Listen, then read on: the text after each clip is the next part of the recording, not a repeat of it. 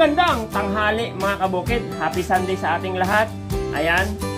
At dahil tanghali na po, magpiprepare tayo ng isang magandang tanghali mga kabukid. Ayan, happy Sunday sa ating lahat.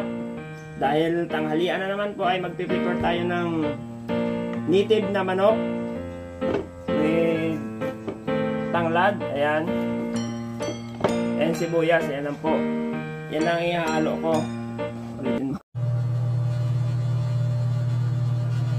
Magandang tanghali mga kabukid. Happy Sunday po sa ating lahat. Hello, hello, hello, hello. Happy Sunday. Ayan, ngayon dahil sa... ulitin mo.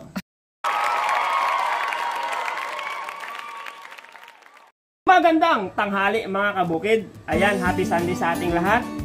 At dahil tanghali na, magpiprepare tayo ng ating tanghalian. Ayan. So, meron tayong isang buong native na manok. Babae ito, mga kabukid. At meron tayong tanglad. Ayan. At sibuyas. Ayan lang mga kabukid. Simpleng recipe lang ito. Dahil ninyo na itatanong, ito po ang specialty ni kabukid. Aba. So, ayan. Lagay lang natin dito. Tanglad at sibuyas. Tanglad at sibuyas. Ayan.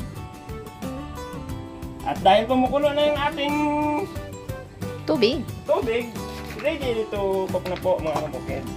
Ilalagay lang. Okay. At sa mga nagbabiyahe dyan, ingat-ingat po sa ating biyahe dahil medyo mahangin, masamang panahon. Kaya dandahan lang po ang pagpapatakbo. Ayan. So, hindi pa mag-masya. Ayan, ganyan lang yan.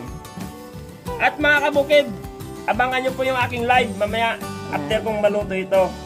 Para sabayan niya ako sa aking pagkain. Ba? Ayan, hintayin lang natin yan mga 1 hour. Isang oras. Para talagang lutong-luto yung Laman niya sa loob. Ayan mga kabukid. So bye-bye mga kabukid. God bless.